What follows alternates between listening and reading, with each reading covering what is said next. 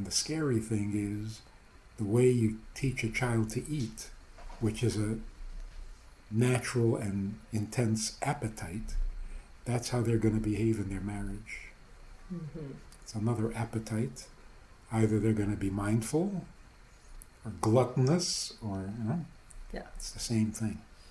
So you are what you eat really meant to say, when you get married, you're going to behave the way you behave at the table. That's a scary thought. No, it makes sense. And enough said on that subject. Yeah.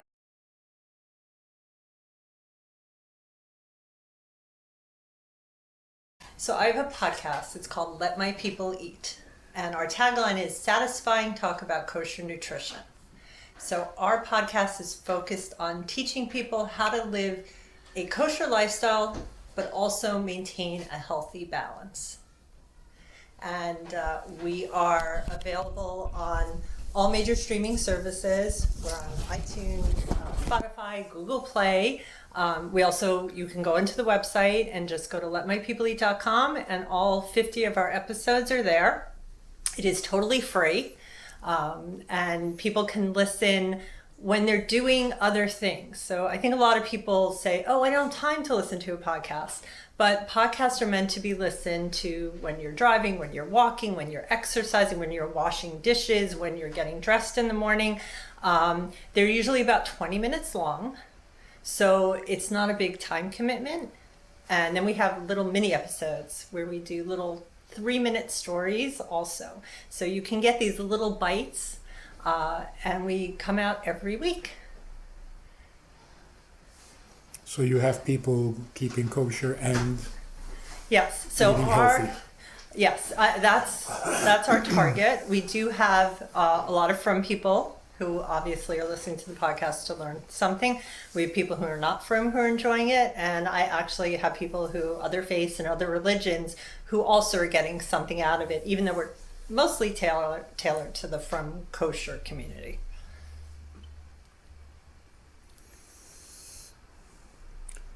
So if we back up a little and look at the background Mm-hmm. of eating in general, like who invented eating?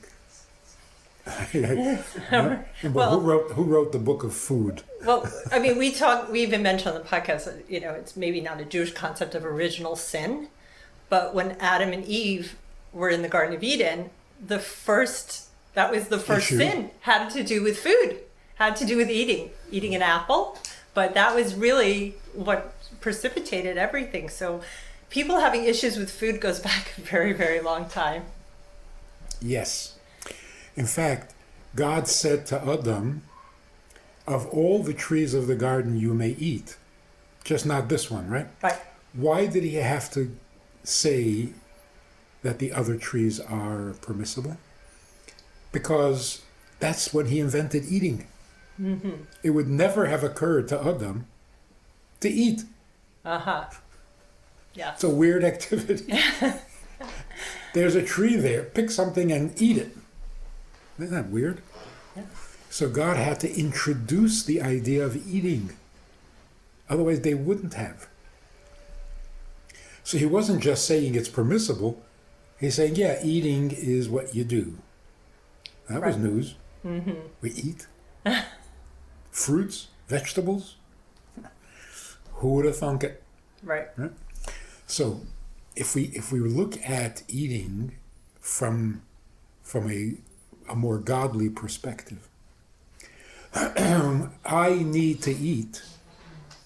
Human beings need to eat. It's not a correct attitude. Because we didn't invent eating. And there are so many times when we want to not eat. Now we need to not eat, and we don't have the option. Uh-huh. So eating is actually a divine plan.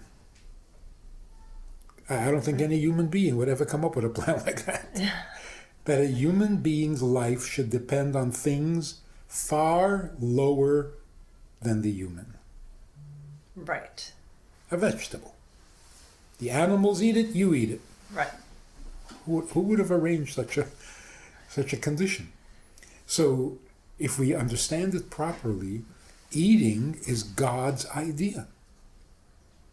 Right. Yes. If it is, it makes a lot of sense that we want to eat the way he prefers because it's his idea. Right. So it's not like, hey, I need to eat and God won't let me eat certain foods.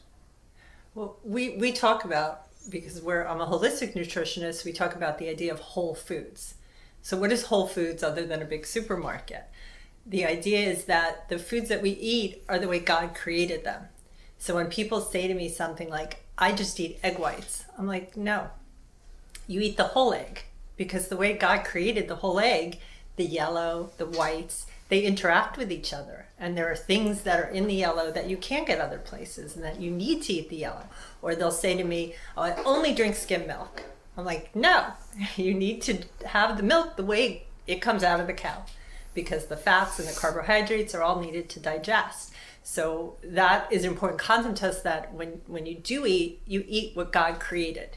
You don't try and alter what he's done in the name of health. It all comes together. Yes. Because it's all really one idea. His idea. So, we say that on Shabbos, eating is a mitzvah. Because you're eating for a divine purpose. Mm-hmm. If you really look closely, you're always eating for a divine purpose. Right. Because it's his purpose that human beings should eat. Right. So it makes a lot of sense that our first instinct should be, you want us to eat, tell us how. What? Right. It's your idea, we'll do it your way. It's not like we're competing. Like, I'm hungry, but God puts restrictions on my... Mm-hmm. No. He made you hungry, and he provides for that hunger.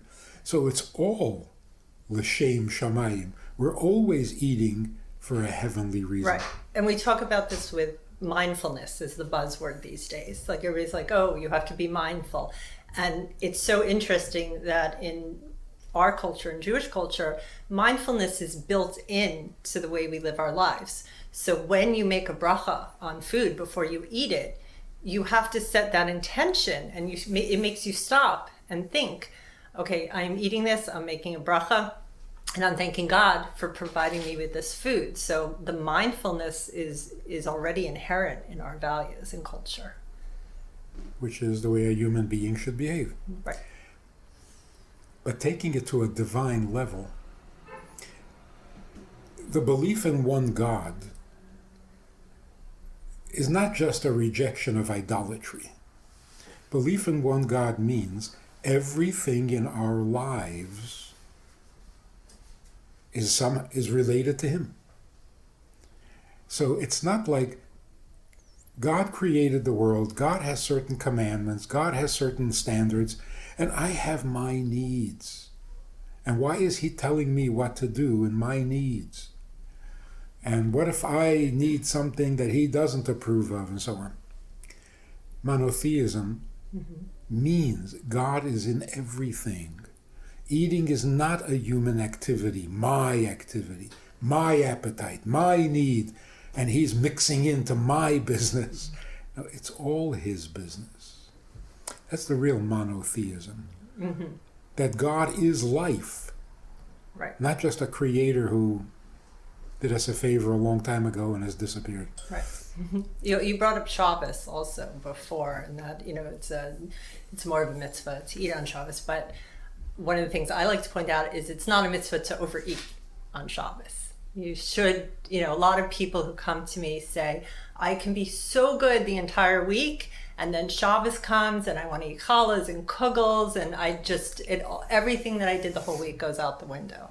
And what we try and emphasize is, yes, it's a mitzvah to eat. Yes, you should enjoy your food on Shabbos, but it's not a mitzvah to go overboard. It's not a mitzvah to get up from the table and feel like you can't move because you ate so much food. I think a nice way of putting it, in a sensible way, you're supposed to eat to satisfy your hunger, not your appetite. Mm. You stop eating when you're not hungry and still have appetite. But if you eat until you have no appetite, you're killing yourself. Right. Yes, for sure. You're never supposed to be without appetite. Right. They say you're supposed to get up, I think, when you're 80% full. When you feel that, you should stop. It's hard to measure 80%. It is hard to measure. If you feel, I guess, there's always room for dessert. But if you feel like you're done, you probably are. But I think the good way of categorizing it is, are you feeding your hunger or are you feeding your appetite? You do not overwhelm your appetite until you couldn't eat. That means you have no appetite. Right. You're far beyond hunger. So gluttony, which is forbidden, is forbidden on Shabbos too. Right. And another, again, a way of delineating what is gluttony. Gluttony means eating when there's no hunger, but there's still some appetite. Right. But you're not supposed to eat to overwhelm your appetite. Right. And I think people have lost that compass, and they don't really know how to eat anymore. And that's part of our purpose is to help people to demystify all this, especially there's so much health information out there. Do I do paleo? Do I do keto? Do I do intermittent fasting?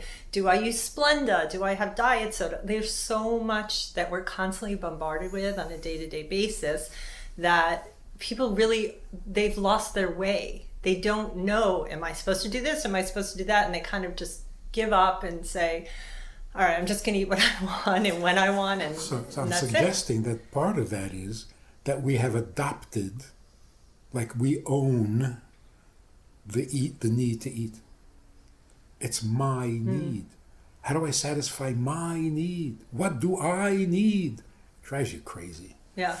It's much healthier to think, God needs me to eat, so give me something to eat. Right. If you own it, it becomes too much of an issue. So am I eating enough? Am I eating right? Am I eating? If it's not yours, and if you're not driven by, I need to eat, you take the ego out of it, it's much more godly, Right. much more healthy. Yeah. And we know we're supposed to keep our bodies as a temple. It's the only body we have. It's the only body we're given by God. And it is our job to take care of it and not to do harm and not to overeat and not to smoke and not to drink to excess, because we're hurting the tool that God has given us to go ahead and do his mitzvahs. But for that, you have to be able to admit, I don't need to eat. You can't steal that from him. He invented it, he created it, and now it's yours. It's not yours. Just like the body is not yours, the need to eat is his, not yours. Right. So when God says on Yom Kippur, don't eat anything, okay? It's your plan. You invented eating, so you call the shots. Right. You tell me when not to eat, how much to eat, where to eat. Like on Sukkah, you have to eat outside in the Sukkah. On Pesach, you can only eat these foods, not those foods. Right. Fine. It's not like you're interfering with me. Because I have no interest in eating at all. If I can convince myself of that, I would be healthy already. Yeah. It's hard to convince yourself of that. Especially when you listen to advertisements and commercials. Right, and food tastes very good. And you have to have some of this, and you got to have some of that. Or stay away from this and that. Yes, yeah. It's hard to wrap your head around that concept of not needing the food for yourself. Yeah, and also, like, I love to cook and I love to entertain. So for me, that's such a big part of my life, is to feed other people and to feed them good food and nutritious food, and have them walk away, not having overdone it, but yet having enjoyed themselves and spend time with friends and family. Feeding others is a whole different. Yeah, there you're doing something noble. There was a classical story about a mentor, a mashpia, and he had a student a yeshiva boy staying at his house. And the mitzvah of hospitality he wanted to fulfill properly. So in the morning, before the boy went off to school, he would empty the cupboards and tell him, here's a little of this and here's a little of that, and everything out of the refrigerator. And he would tell him this is healthy and this is homemade and this is fresh and this is. So the boy would enjoy. In the evening, coming home from shul, the mentor said to him, you don't have to eat everything you see. Control yourself. Right. Don't be an animal. He said, but you told me to eat. Same thing happens the next day. He encourages him, this is good, this is fresh. On the way home in the evening, he says to him, enough is enough. So finally the boy said, you're making me crazy. First you tell me to eat, then you tell me I'm eating like an animal. So the man said, when I have the mitzvah of hospitality, I will give you everything, I will encourage you. But now, we're walking home and I'm a little older than you, I feel maybe I should tell you that from your perspective, my mitzvah is to give you everything. But, you should be a little more cognizant controlled of what he's in doing. Yeah. So feeding others is always a mitzvah. Right. But then those others have to know what they're doing. Right. So I try, because of what I do and who I am, I have actually dramatically changed when I do host people.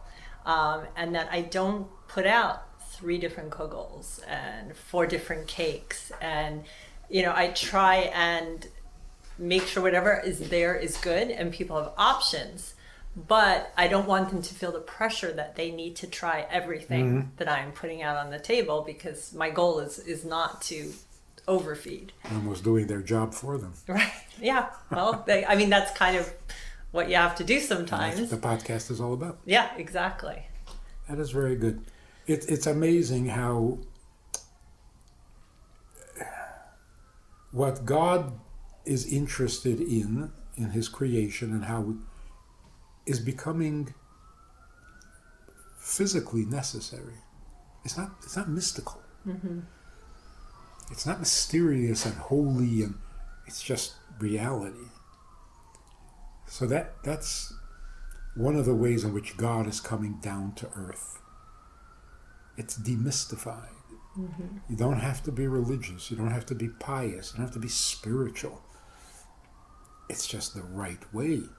And it happens to be the godly way. How nice is that? Mm-hmm. So more and more, the godly way is becoming the only sensible way. Right. So there's no need to, for that leap of faith and religiosity. And just listen to what God says. He makes sense. Right. Yes, this is true. But it's hard. It's hard. It's a challenge. Because we're going against the grain. Everything in the society, everything in the media, is pushing you into your neediness. Mm-hmm. You need this, you need that, you must have. It's not true. We don't have so many needs. We're not that burdened. We're here to serve. If you need, I'll gladly do it for you. But don't tell me that I need. Mm-hmm. That's depressing. That's a very interesting concept. So thank you for sharing that, and definitely give people something to think about. And if people didn't overeat, almost everything else would become commentary. Well, definitely their health would improve. Yes. Yeah. Yes. And yes, you're right. The focus on food does take a lot of time and a lot of energy. And you're always planning your next meal, and where you're going, and what you're eating. Somebody pointed out interesting. When you were 7 years old, and your mother said dinner time, you were annoyed. Why do I have to? I'm busy. I'm playing. I don't want to eat. You had to convince the child to eat something because he was so alive, eating was not an issue. Right. When did that change? When did we go from, oh, please, not again, I don't want to eat, to... I can't wait. Well, in the middle of breakfast, what are we having for lunch? Right. What happened? Yes. It's true. So, here's my punchline. Okay. Once in my life, I came home and asked my mother, what's for dinner? And I never did it again because I asked, what's for dinner? And my mother said, food. And I got the message. Yeah. What are you worried about? There's food. What's for dinner? Too engaged, too concerned. Yeah. Not healthy. Not healthy. Right. What's for dinner is an unhealthy question. Unless you think your mother's going to poison you. Okay, that's a different story. Right. I mean, you talk about this focus also on food, and one of the things that has concerned us, and we've talked to an expert about on the show, is the rise in eating disorders in our community, and they've become much more prevalent, and we're hearing a lot more about them, and it's very scary that people don't know how to manage their food intake. They can't. It's an issue, and it's a serious issue, and I can't solve that problem, but it's definitely crept in, and it's a huge problem. And I consider an eating disorder when the 4-year-old says, "No, the ketchup is touching the." Right. You got an eating disorder. Or disordered eating. I think that would be called disordered eating. It's out of proportion. It's out of control. This is not. Yeah. So, got to nip it in the bud. Yeah, it's hard because it is definitely there's a mental health issue aspect of it too that is awakened. The other, right. When it's really anorexia or whatever. Right. But one of the things we ought to really stop doing, and maybe should encourage, never ask a child what he wants to eat. What are you making an issue out of it? Here's some cereal. Yeah. What's wrong with that? No, but do you want cereal or do you want this? Do you want this cereal or that cereal? If a kid says, I want this cereal, fine. Don't give him a menu. Don't make an issue out of the food, because that can contribute. Well, it can cause stress too, and eventually eating disorders. Yes. I can't eat this, I can't eat that. Right. Don't want to eat it, don't eat it. It's food. Right. Well, also they say that you have to offer a child a food maybe 7 times before he actually will taste it. And that's a good way to introduce them to new foods. So you can put out dinner like you're putting out for the rest of the family, and if they don't want to eat the broccoli, that's okay. But eventually they might want to eat the broccoli. The doctor who I do the podcast with tells the story that when her children were little and she would put out something healthy, she would say, "Oh, that's for me and Dad. And you can't have it. And, it's here if you want it, but I really made it for us." And she said they would get so curious and so excited that they were like, "Well, I want to taste it." And that was her hack for trying to get her kids to try new foods. So, we do a whole episode actually on picky eaters.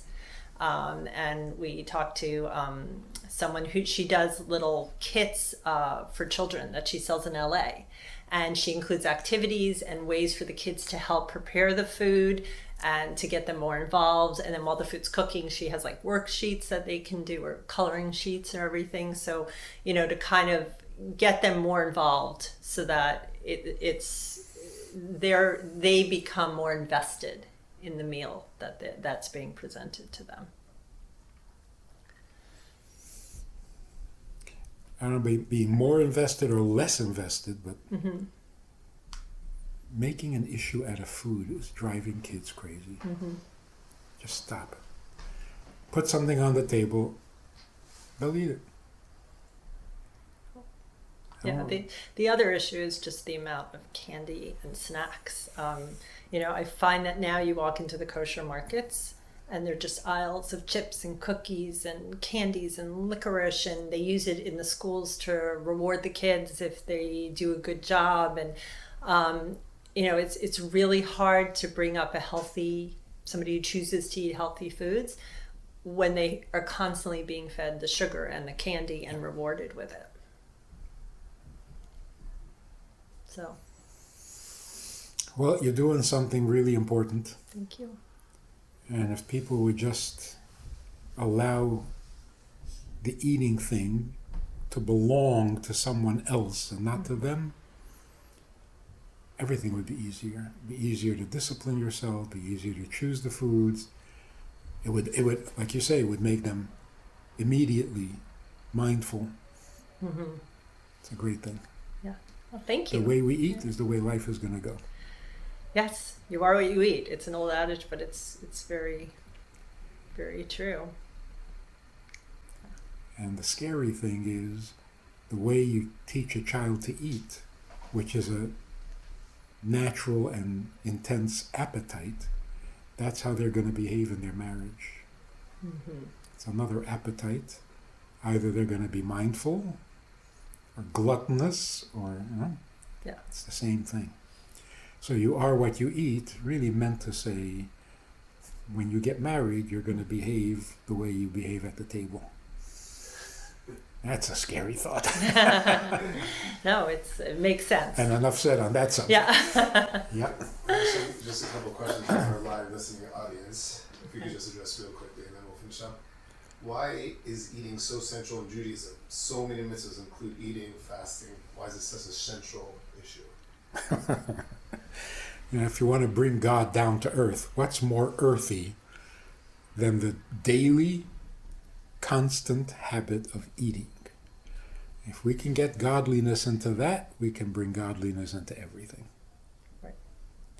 So. Yeah, you can't. There are things that, like, if somebody is, God forbid, they're an alcoholic, they can avoid walking into bars, they can avoid situations where alcohol is present. But if somebody has issues with food, you cannot distance yourself from eating in meals. You need to eat to survive. Yeah. You can convince a smoker that one cigarette is poison. You can convince an alcoholic that a single drink is going to kill you. You can't convince people that a bite of food is bad. Right. And one bite is not bad. Right. And once you take the first bite, right. Another one. Yeah, there's something called the 3-bite rule. We tell people that if they really do want something, they should eat it, enjoy it. But generally, after you eat 3 bites, it's diminishing returns in terms of the pleasure and the satisfaction that you get out of eating that piece of chocolate cake that looks so good. So if you want to eat it, go ahead, eat it, enjoy it, but start with 3 bites and see how you feel after. And it's downhill after that? Well, your body's not registering as much as the satisfaction from eating the chocolate cake as it was in the first bite or the second bite. How long do you have to wait before you can start the start three again, start the cycle again? Right. Usually it should pass. That's the point of the 3-bite rule. Interesting.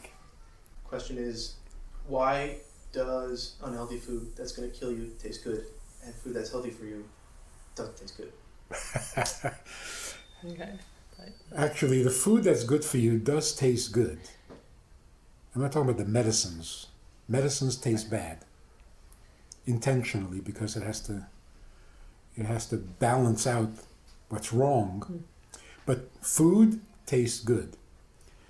When we spoil your taste buds with junk food, right, all of a sudden you don't taste real food. Right. So you get used to eating this highly processed food, and when you start to back off and you go through some of these programs that take you all completely off processed food, all of a sudden when you eat a mango, it's going to taste so sweet to you.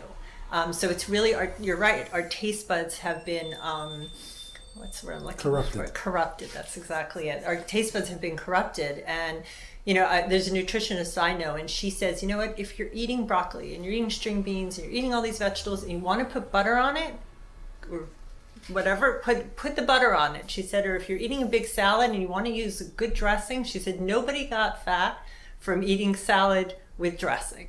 So it's go ahead and make your vegetables more tasty, and there are ways to do it. But don't be afraid, to do that and enjoy them. And the food will start to taste as good as a cookie if you let it.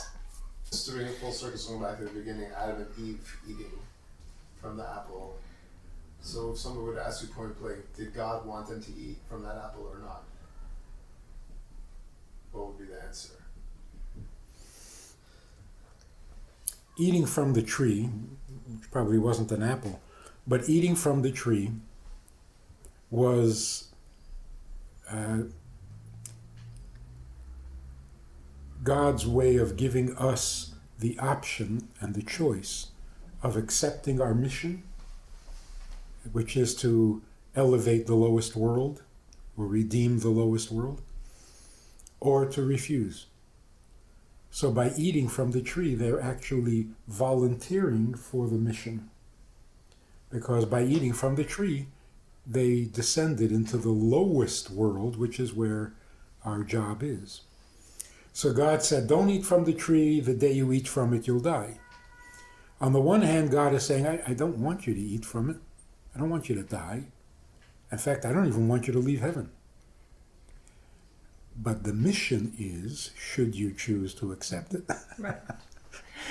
the mission is to go down to the lowest world, and the way to do that is by eating from the tree. Right. So the Kabbalah concept is that free will did exist before they were even in Gan Eden. So they had the option of making that choice. Right. And the other thing is the idea of this forbidden fruit. Because if someone is on a diet and they're saying, I can't have X, Y, Z, well, how many days, how long is it going to take before they cave into that and indulge in whatever they were saying? I cannot eat potato chips. I cannot do that. That's not a healthy way to approach eating right and eating properly. You should eat well 80% of the time, 90% of the time. If you want to have the potato chips, you can. But that concept of forbidden fruit is still very with us today. And it's only part of the lowest world. In the Garden of Eden, where Adam and Eve were, there was no such temptation. So to them, eating from the tree was a challenge, not a temptation. Once they ate from the tree and left Gan Eden and became subject to the impulses of the lower world, now spitefulness and forbidden fruits are sweeter. Right. But that wasn't the case for them.